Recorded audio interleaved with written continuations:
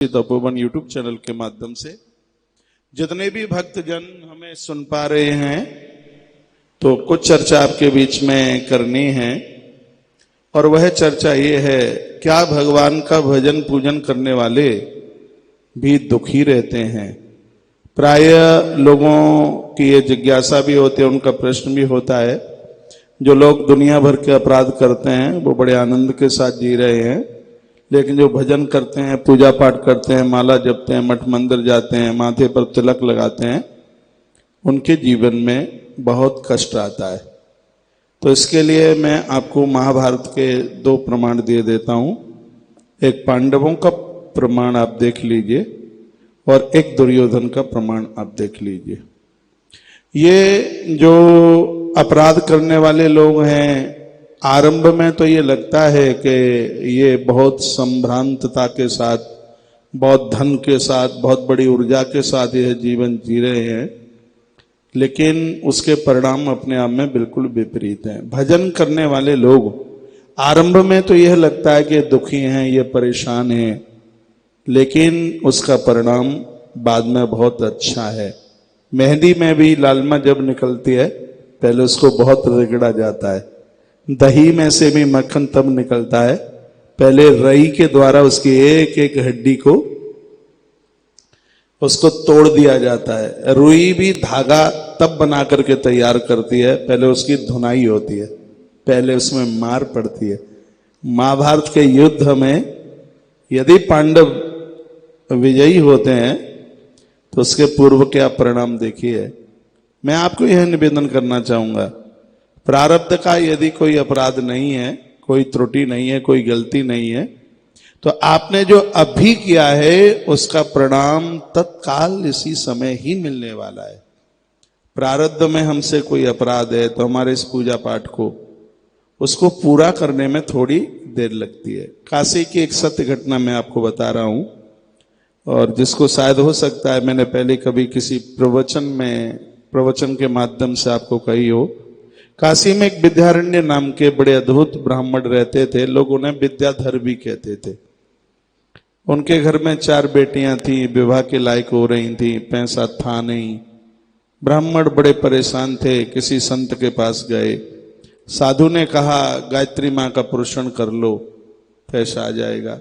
और हम और आप सब लोग, हमारी प्रकृति ही ऐसी है, हम गुरुजनों के ऊपर विश्वास तो करते ही हैं, और महापुरुष जो कहते हैं उनका वचन भी शाश्वत है, वह पूरा होता है।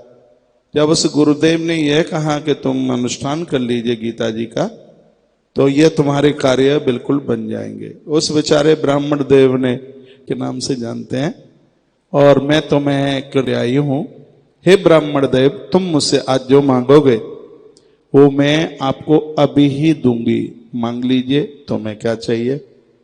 ब्राह्मण देव की आंखें भर आई, माँ के चरणों में वंदन किया, प्रणाम किया और कहा, माँ ये तो मैं समझ गया हूं कि ईश्वरीय सत्ता है, ये मैं समझ गया हूं, ये मुझे अनुष्ठान में ही इस बात का अनुभव हो रहा था, लेकिन मुझे यह लग रहा था तुम्हारे जो अनुष्ठान तुमने जो किया है उसके प्रभाव से ये 7 जन्म के पाप जल करके राख हो रहे हैं।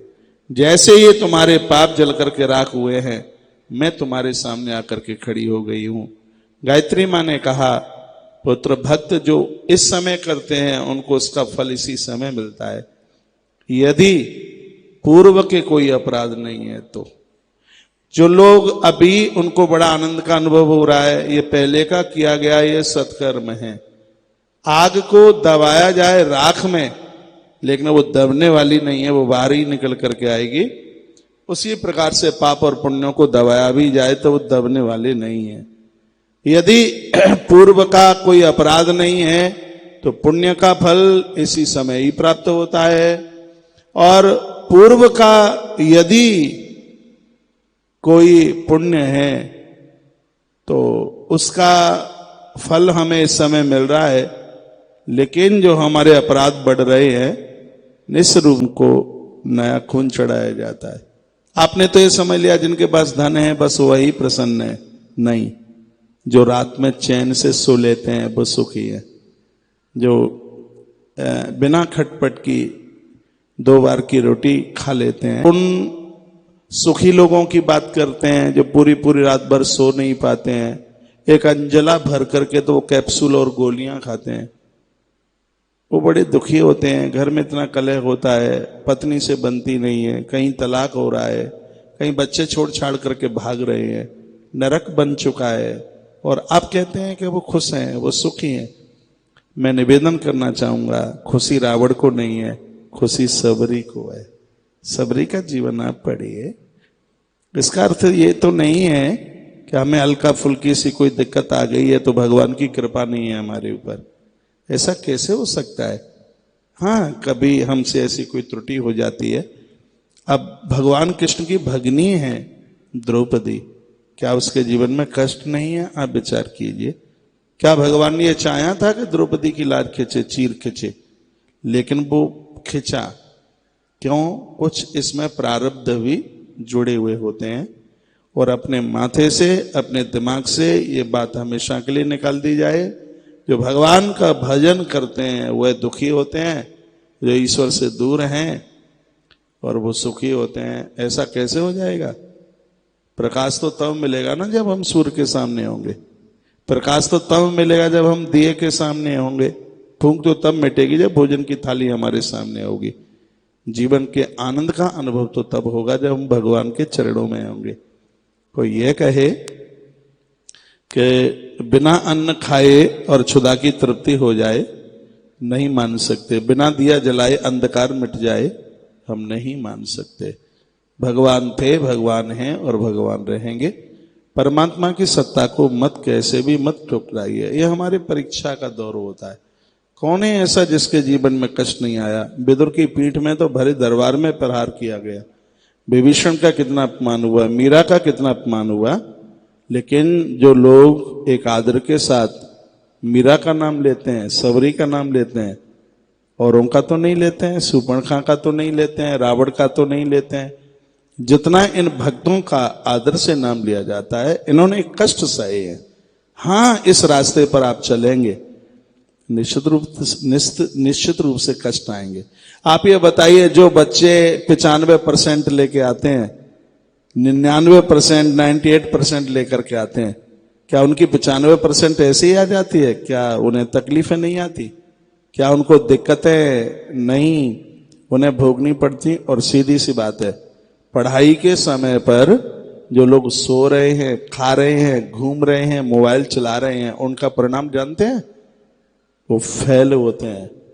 उसी प्रकार से जिन्हें आज लग रहा है हम सुख, हम आनंद, खूब धन है हमारे पास, इसके परिणाम लास्ट में बहुत विपरीत है।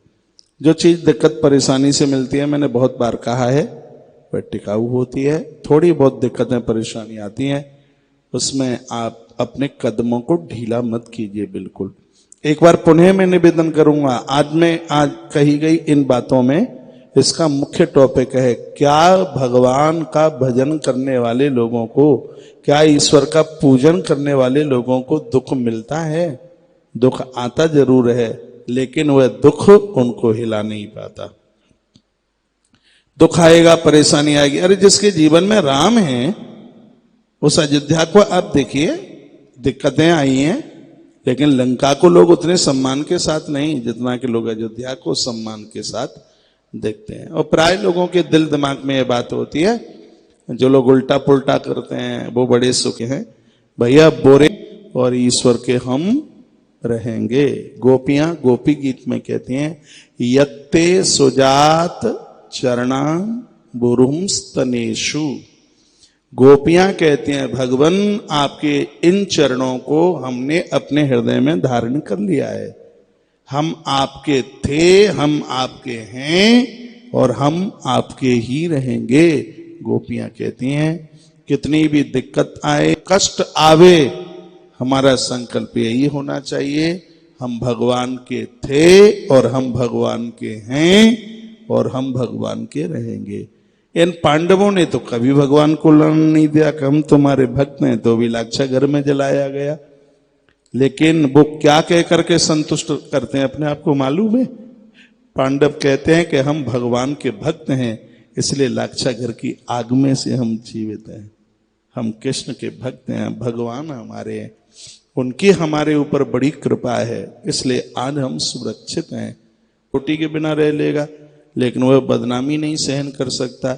भरे चौराहे पर मीरा को यह खानदान गालियां दे के कहता था, तूने हमारी नाक कटा दी है, तेरी शकल देखने का धर्म नहीं है। अब मीरा ने तो ये नहीं कहा कि गोविंद हम तुम्हारे भक्त हैं और हमें ऐसी बदनामी मिल रही है। हमें कोई कष्ट मिल रहा है तो हमारा कोई प्रारब्ध है, ईश्वर क्यों किसी को कष्ट देगा? कोई पिता अपनी संतान को क्या कोई कष्ट देना चाहता है? कोई दंड देना चाहता है? अब आप मुझे एक बात बताएं आप, और मैं आप ही से पूछना चाह रहा हूं, जब हम कोई गलती करते हैं तो हमने गलती की, हम पड़ोसी से लड़ लिए, तो पिताजी हमें डांटी तो लगा देंगे, हमें डांट देंगे, कहेंगे बेटा ये गलती ना करना। वो हमारी पीठ पर पटा तो नहीं बजाएंगे, हमें उल्टा तो नहीं लटकाएंगे, पिता ये तो नहीं करता। हमें दंड कौन देता है? हमें दंड देता है पुलिस स्टेशन में जो बैठे हैं पुलिस के लोग, वो हमें दंड देते हैं, वो हमारे ऊपर फाइन लगाते हैं। तो उस पुलिस स्टेशन में जो पुलिस के सिपाही बैठे हैं, ये क्या है? ये जो हमें दंड दे रहे हैं वो कौन है? ये हमारे कर्म है जो हमें दंडित करते हैं। ईश्वर हमें नहीं मारता है। लोग प्राय ये कहते हैं कि ईश्वर मार रहा है, ईश्वर परेशान कर रहा है। लोगों ने ईश्वर को इतना बदनाम किया है, जैसे हमारी गलतियों के ऊपर ऐसी कोई दिक्कत, हमने एक बहुत बड़ी गलती की है, पिता डांटता है बस, वो हमारे प्राण नहीं ले लेता, हमें मारता नहीं। हमें दंड देती है यहाँ की सरकार, हमें दंड मिलता है उस न्यायालय में, हम उसमें हमें दंडी घोषित कर दिया जाता है। ये सब का सब ये क्या है? ये कर्म की स्थिति है। हमें दुख मिल रहा है, हमें सुख मिल रहा है, ये सब हमारे कर्मों के ऊपर टिका हुआ है। वो ही बात है कि चलनी में दूध दो हो फिर कर्मों को दोष दो, बात तो यही है। अरे मैं कितना भागा हूं, देखिए मैंने गैया का दूध दुआ, पूरा का पूरा दूध नीचे निकल गया। दूध नीचे इसलिए निकल गया क्योंकि तुमने बर्तन नहीं लिया था, तुमने चलनी ली थी, चलनी में छेद थे, इसलिए दूध नीचे निकल गया। आज भी हमारे अंदर छल छिद्रता के इतने छेद हैं, अच्छाई टिकती नहीं है, गालियां भगवान को देते हैं, कहते हैं उसको जितना भजन करो वह उतना ही परेशान करता है। ऐसा कभी भी नहीं हो सकता।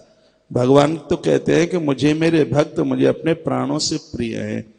उसी भगवान के शब्द हैं, बाबा तुलसी ने रामायण में लिखा है, अस सज्जन मम उर बस कैसे, लोभी हृदय बसऊं धनु जैसे। भगवान कहते हैं कि सज्जन तो मुझे ऐसे प्रिय हैं, इनको मैं अपने हृदय में ऐसे धारण करता हूं जैसे लोभी व्यक्ति धन को अपने हृदय में धारण करता है। भगवान के ये शब्द हैं। भगवान कहते हैं मुझे मेरा भक्त कभी बुरा लग ही नहीं सकता। वो कहता है, वो तो यहां तक कह देता है, अहम भक्त पराधीन हो ये स्वतंत्र हो जा। मैं तो इन भक्तों के इतने पराधीन हूं कि मैं तो इसको छोड़ करके भी नहीं जा सकता कहीं। तो आज के इस प्रवचन के जो एक मुख्य शीर्षक में जो बात कही गई है, एक बार वही आपको लेके आ रहा हूं। क्या भगवान के भक्त भी, क्या भगवान की पूजा करने वाले भी लोग दुखी होते हैं? दुखी होना सुखी होना ये दौड़ मन की है। भक्त कभी दुखी नहीं होता। पांडवों ने कभी कहा ही नहीं है कि हम दुखी हैं। आप युधिष्ठिर को पढ़िए, वो कभी नहीं कहते। मीरा ने कभी नहीं कहा कि हम दुखी है। हाँ, मीरा ने गुरुजनों से ये परामर्श तो मांगा, स्थिति ऐसी है, ऐसी स्थिति में मुझे क्या करना चाहिए। तो जिसको पूछा उसने ये थोड़ी ही कह दिया कि तू कन्हैया को छोड़ दे, तू भगवान को छोड़ दे। उन्होंने ये कहा था कि जो भगवान का दुश्मन है उसको तुम अपने करोड़ों दुश्मनों की तरह त्याजित कर दो। गोस्वामी तुलसीदास जी ने अपनी कवितावली में लिखा है वो सब, और जो मैं पूर्व में मैं आपको बोल चुका हूं। ये हम भक्तों की कथाएं क्यों सुनते हैं? क्योंकि हमें अपने आप में सबल बना रहे, हमें एक आधार मिलता रहे। मैं एक बार पुनः निवेदन करना चाहूंगा, जो भगवान का भक्त है, पूरी दुनिया कहे कि ईश्वर उसको दुख देते हैं, भजन करने वाले दुखी होते हैं, कभी नहीं हो सकता। भजन करने वाले तो आनंदित मग्न होते हैं भैया। हाँ, वो तो अपनी मस्ती में मस्त होते हैं। संसार के कंकड़ पत्थरों को वो कोई सुख नहीं मानते। और संसार के झंझा बातों से वो कभी भयभीत भी नहीं होते, कभी डरते भी नहीं है, उनके ऊपर कोई फर्क नहीं पड़ता। कल श्री कृष्ण जन्माष्टमी है, भाव के साथ कल सुबह से ही कल तुलसी का अर्चन करना भगवान का, कल सुबह में तुलसी का अर्चन कर लीजिएगा, भगवान को शंख के द्वारा स्नान कराइएगा, कल भगवान को कुमकुम लगाइए, हल्दी और चंदन मिलाकर भगवान को लगाइए, बढ़िया तरह से आरती उतारिए, ठाकुर जी को वस्त्र पहनाइए, शाम को अभिषेक करने के तत्पश्चात फिर उनका पंजीरी का भोग लगाइए, केले का भोग लगाइए, दूध दही का भोग लगाइए, लगा सके आप मक्खन मिश्री का आप भोग लगाइए, पीत वस्त्र पहनिए और कहिए हे भगवान, हे दयालु, आपकी बहुत बड़ी कृपा है, आपकी कृपा से ही तो आज हमें श्री कृष्ण जन्माष्टमी का आनंद ले रहे हैं। प्रभु, कोई दुनिया भले ही कहती रहे क्या भगवान के भक्त भजन पूजा पाठ करने वाले भी दुखी रहते हैं क्या? तो उन्हें जवाब दे दीजिए, भगवान का भक्त कभी भी दुखी नहीं रहता, वो तो सदैव आनंद के साथ, क्योंकि भगवान तो आनंद रूप है। ईश्वर के चरणों में नहीं रहोगे तो विश्राम मिलेगा कैसे? विश्राम उनको नहीं मिल रहा है जो ईश्वर से दूर भाग रहे हैं, जो ईश्वर से जुड़े हैं। संसार की बुराइयों का उनके ऊपर कोई फर्क नहीं पड़ता। शंकर तो जहर भी पी गए, महादेव ने विष पी लिया, ब्रह्मा ने पूछा मटका कहाँ गया, देवताओं ने कहा भोलेनाथ को पिला के आ गए, ब्रह्मा ने कहा अरे भोलेनाथ की तो मृत्यु हो गई होगी, एक बार देख तो सही जाके। तो देवता द्वारा से गए, सो देखा विश्राम में भगवान शंकर आराम से पड़े हुए थे। देवताओं को हैरानी हुई है कि विष पीने के बाद भी ये मरा नहीं। तो देवताओं ने पूछा बाबा हलाल जहर पिया दिया तुम्हें और तुम्हारे ऊपर कोई फर्क नहीं पड़ा? भोलेनाथ ने कहा तुमने दिया विष, मेरे हृदय में पहले से राम थे, तुम्हारे विष को मैंने राम से मिला दिया है, सो आराम से विश्राम कर रहा हूं। संसार का अपमान ही तो वो जहर है, इस विष को अपने इष्ट से मिला दोगे। संसार की बुराइयां, संसार का अपमान आपका कुछ बिगाड़ नहीं सकता। तो आज पूरा देश तुलसी तपोवन यूट्यूब चैनल के माध्यम से इस बात को सुन रहा है। मैं कहना चाहूंगा आपके परिवार में ही आपको ये लोग कहेंगे तुम जितना भजन करती हो देखो उतना ही दुख तुम्हें मिलता है। उनको ये कहिएगा कि भगवान का हम भजन करते हैं इसलिए हम सुरक्षित हैं, यदि हम भगवान का भजन न करते होते तो पता नहीं हमारी और हमारे परिवार की क्या हालात हो गई होती। आज हम जो हैं ईश्वर की वजह से, भगवान की वजह से, सत्य मानिए हम जो भी हैं भगवान की वजह से। इस समय आप ये बात भी सुन रहे हैं, भगवान की वजह से ही तो सुन रहे हैं, प्रभु की वजह से आप सुन रहे हैं। तो कुछ अच्छा हो तो कह दीजिए भगवान की कृपा है, कुछ घटिया हो गया हो तो कह दीजिएगा कि मेरे पूर्व के कर्म है। ज्यादा होना था, प्रभु की कृपा थी, थोड़े में निबट गया। किसी ने कहा था बच्चे अपमान करते हैं, अपने आप को समझा लो, ये तो तलवार लेके गर्दन उतारने वाले थे, भगवान की कृपा है सो अपमान में ही बात सुलझ रही है। ये तो बड़ा बुरा होने वाला था, ये तो लाठियां मारने वाले थे ऊपर।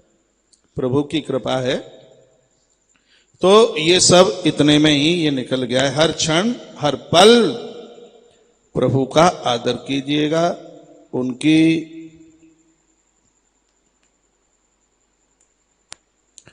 एक एक बात में कृपा का अनुभव करें, यही जीवन का आनंद है। हम भक्तों के चरित्र को पढ़ते हैं तो उसमें यही तो है। सुतीक्षण को भगवान ने पूछा था कैसे हो, का भगवान धक्का दे के निकाला था, उसमें भी आपकी कृपा छिपी है। विभीषण को पूछा कैसे हो, कोई शिकायत करता ही नहीं है। सबरी को पूछा मां कैसी हो, वो भी शिकायत नहीं करती।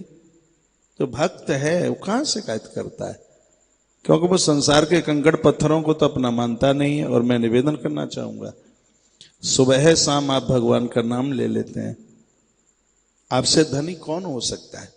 आप संतों से, गुरुजनों से आप जुड़े हैं, आपसे बड़ा और भगवान की कृपा वाला कौन हो सकता है। उस कृपा का अपने आप में अनुभव कीजिए। लोगों की उन बातों में मत आना कभी भी कि जो भगवान का भजन करते हैं वो दुखी रहते हैं। ईश्वर का भक्त कभी भी दुखी नहीं रह सकता। वो तो माला माल होता है, आनंदोत्मग्न होता है अपनी मस्ती में। वह जिंदगी जीता है, वह जीवन जीता है।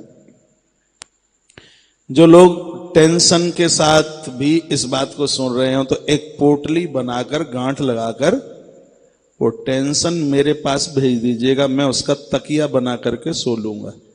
उस टेंशन का बनाऊंगा तकिया।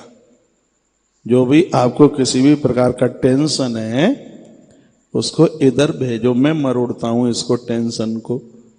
चिंता तो हमें दे दो और चिंतन ले लो आप। चिंता इतनी खतरनाक है, चिता से चिंता बढ़कर है, नर को निर्जीव बनाती है। मुर्दे को चिता जलाती है और जिंदे को चिंता खाती है। ये चिंता तो दीमक की तरह है तो लकड़ी का भेदन कर देती है। ये चिंता जीव को ऐसे ही समाप्त कर देती है। आप चिंता में नहीं, आप चिंतन में जीवन का निर्वहन कीजिएगा। सब भगवान बढ़िया करेगा। अपने कर्तव्यों को पूरा करते रहिए, बड़ों का आदर करते रहिए, देवों के प्रति श्रद्धा रखते रहिए, सब आनंद ही आनंद होगा। कल श्री कृष्ण जन्माष्टमी है और मैं पहले से ही आप सबको श्री कृष्ण जन्माष्टमी बुधवार 2020 की बहुत बहुत शुभकामनाएं मैं आप सबको समर्पित करना चाहता हूं। सबको आप सब मंगल में जीवन जिए। रामायण की एक चौपाई में बहुत बोलता हूं और बहुत लंबे समय से बोलता हूं, आप ये बोल लिया करें। प्रभु की कृपा भयउ सब काजू, जन्म हमार सुफलवा आजू। प्रभु साहब तेरी कृपा से अच्छा हो गया, आपकी कृपा से सब काम हो रहा है। करते हो तुम कन्हैया, बस मेरा नाम हो रहा है। भगवान साहब आप कर रहे हैं, ठीक ही ठीक कर रहे हैं। बढ़िया और बढ़िया बढ़िया बढ़िया बढ़िया बढ़िया बढ़िया बढ़िया बढ़िया बढ़िया बढ़िया बढ़िया से भी बढ़िया कर रहे हैं। ऐसा अनुभव रखिएगा, सब ठीक हो जाएगा।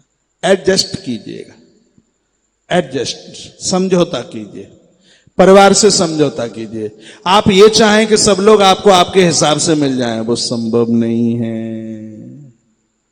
आप सब चाहते हैं बहू हमारे हिसाब की मिल जाए। कैसे आपके हिसाब की मिल जाएगी? बेटा तुम्हें तुम्हारे हिसाब का नहीं, उसको तो तुमने अपने पेट से जन्म दिया, वो तो बेचारी दूसरे के पेट से जन्मी है। सब तुम्हें तुम्हारे हिसाब से कैसे मिल जाएंगे? हाँ, अपना प्रारब्ध बनाइए, अपना वर्तमान बनाइए। प्रारब्ध के अपराध हमारे सत्कर्म से क्षीण हो जाएं तो यहां आनंद ही आनंद है। मुझे किसी ने पूछा कि स्वर्गलोक बढ़िया कि मृत्यु लोक? मैंने कहा मृत्यु लोक। उन्होंने कहा क्यों? क्योंकि स्वर्ग में बांके बिहारी जी महाराज का दर्शन कहां, भगवान बिहारी जी का चरित्र कहां, उनकी तो कथा यहीं सुनने को मिलेगी। यमुना मिलेगी यहाँ, वृंदावन मिलेगा यहाँ, भक्तों को कथा सुनाने का सौभाग्य मिलेगा यहाँ। भैया स्वर्ग में तो देह में से पसीना भी नहीं आता, सत्कर्म करके मेहनत करके पसीना भी हम यहाँ मृत्यु लोक में ही बहा सकते हैं। स्वर्ग में रहने वालों को पसीना ही नहीं आता, उनकी तो छाया ही नहीं पड़ती, उनके तो पलक ही नहीं गिरते बिल्कुल। हाँ, स्वर्ग में रहने वाले भोजन कहां करते हैं? वो तो भोजन को सूंघते हैं। और हम आपके सामने एक थाली लेकर के आए और आपको कहें मुंह मत खोलना, सिर्फ ये थाली दिखा के कहा नाक से इसको सूंघ लो, तो आप क्या कहेंगे? आप कहेंगे महाराज जी हम जा रहे हैं, फिर देखते हैं, फिर व्यवस्था बनेगी तो दोबारा आएंगे। तो वहां स्वर्ग में तो एक प्रहरी आता है और वो थाल में सामान होता है। देवता लोग ऐसे नाक आगे करते हैं, वो उसको ऐसे, गणेश पुराण में लिखा है, आगे मैं सुनाऊंगा, वो उसको सूंघ लेते हैं बस। लेकिन यहां तो आपको भगवान का दिव्य प्रसाद लेने का सौभाग्य प्राप्त होता है, यहाँ आपको आचमन करने का सौभाग्य प्राप्त होता है, यहाँ आपको मत्था टेकने का सौभाग्य प्राप्त होता है, यहाँ आपको भगवान के लिए कुछ बोलने का सौभाग्य प्राप्त होता है, यहाँ आपको कुछ भगवान के लिए सुनने का सौभाग्य प्राप्त होता है। ये सब स्वर्ग में नहीं है। इसलिए मुझे किसी ने पूछा क्या स्वर्ग लोक चाहोगे? मैंने कहा भगवान दर्शन देंगे, मैं उन्हें कह दूंगा मुझे स्वर्ग लोक नहीं चाहिए, मुझे मृत्यु लोक चाहिए, मुझे वृंदावन चाहिए, मुझे इन नदियों का वो तट चाहिए, वो किनारा चाहिए जो हम सत्कर्म यहां कर सकते हैं। ये सौभाग्य वहां कहीं मिलने वाला नहीं है। वहां तो पत्थर की शिला की तरह खड़े रह जाओ और वहां क्या है? कुछ भी नहीं है। ये आनंद जो यहाँ है वो है नहीं। इसलिए भरत, इस धरती का भरत क्या कहता है? अर्थन धर्मन काम रुचिगतिन चहो निर्वाण, जन्म जन्म श्री राम पदा। भगवान के चरणों में प्रीति बनी रहे, आपका स्मरण बना रहे, सोहू तो नाम आपका श्री कृष्ण गोविंद हरे मुरारे। पितामह भीष्म को आप देखिए, ये बंदा जीवन भर बोलता रहा, इसकी स्तुति में यही था, इतना तो करना स्वामी जब वो प्राण तन से निकले। और जीवन भर वो ये बोलता रहा। उसने कभी द्वारकाधीश को ये नहीं कहा भाई ये बता, मैंने तेरा इतना कीर्तन किया, तूने मुझे बाणों की सैया पर सुला दिया है, अरे कम से कम इतनी तो मेहरबानी तू करता कि मैं बाणों की सैया पर ना सोता। तो भगवान क्या जवाब देते? भगवान जवाब देते, देख पितामह तू बाणों की सैया पर सो रहा है, वो मेरी वजह से नहीं, एक अबला की साड़ी खिंचती रही और तुम वहां देखते रहे, ये तुम अपने परिणामों की वजह से बाणों की सैया पर सो रहे हो, ये तुम मेरी वजह से नहीं सो रहे। यदि कहीं भीष्म प्रश्न करते होते द्वारकानाथ से तो शायद द्वारकानाथ यही जवाब देते। उन लोगों को मैं कहना चाहूंगा जो ये कहते हैं कि भगवान का भजन करने वाले दुखी होते हैं, मैं कहना चाहूंगा पितामह भीष्म यदि बाणों की सैया पर है तो भगवान बाणों की सैया पर सुलाने वाले नहीं है। पितामह का ऐसा कोई कर्म है, उसकी वजह से पितामह बाणों की सैया पर है। हाँ, इसलिए मेरे पास तो बहुत प्रमाण है इस बात के लिए। इसलिए कभी भी भगवान को युलाना मत दीजिएगा। हम तुम्हारा जितना भजन करते हैं, जितना भजन करते हैं, हम उतने ही दुखी। अरे राम कहो आराम मिलेगा, राम कहो आराम मिलेगा, खाने को पकवान मिलेगा। राम कहो आराम मिलेगा, खाने को पकवान मिलेगा, रहने को मकान मिलेगा, दुनिया में सम्मान मिलेगा, और मर जाएंगे तो ऊपर जाने के लिए मुक्ति का वायुयान मिलेगा। राम कहो आराम मिलेगा। राम का नाम लेके जो मर जाएंगे वे अमर नाम दुनिया में कर जाएंगे। ये न पूछो कि मर के किधर जाएंगे, वो जिधर भेज देंगे हम उधर जाएंगे। इसलिए हम तो यही कहना चाहेंगे बहुत निवेदन के साथ, बहुत भाव के साथ, कि भगवान कभी अपने भक्तों को दुख नहीं देता, वो तो भक्तों को आनंद के साथ में भर देता है। मेरे प्रभु मेरे आनंद हैं, इसलिए आज से ही बोलना शुरू कर दो, कल तक क्या नंद के आनंद भयो, जय कन्हैया लाल की। हम तो आनंद के साथ जीवन का निर्वहन कर रहे हैं। क्या वह लोग दुखी होते हैं जो भगवान की पूजा करते हैं? जवाब दीजिए, वो कभी दुखी नहीं हो सकते। अरे वो अकेले हैं ही नहीं, जगत नियंता उनके साथ है, परमात्मा उनके साथ है। उनके साथ घुल मिलिए, उन्हें अपना कुछ बना लीजिए, उन्हें अपना मित्र बना लीजिए, भाई बना लीजिए, मामा नाना मौसा मौसी चाचा चाची जो भी कुछ बनाना चाहो, हाँ उनसे कोई न कोई रिश्ता, उनसे कोई न कोई संबंध जोड़ लीजिए, बहुत आनंद का अनुभव होगा। अरे आप तो बहुत लोग इतनी रात में देख रहे हैं, तो अब आपको सोना भी है तो मेरे साथ बोलिए क्या? नंद के आनंद भयो। दो पंक्तियां बोलिए, नंद के आनंद भयो जय कन्हैया लाल की, नंद के आनंद भयो जय कन्हैया लाल की, नंद के आनंद। अब रात्रि को आप सबको हम शुभ रात्रि बोल रहे हैं, ठीक है? उनको भी जवाब आपको देना है, जो ऐसा जवाब दीजिएगा कि वो दोबारा ना बोल पाए। जो ऐसा कहते हैं कि भगवान का भजन करने वाले तो दुखी रहते हैं, नहीं, कोई दुखी नहीं रहते। वो बड़े आनंद के साथ रहते हैं, उनकी अपनी एक मस्ती होती है, वो मुस्कुराते हैं, वो हृदय से भी हंसते हैं वो।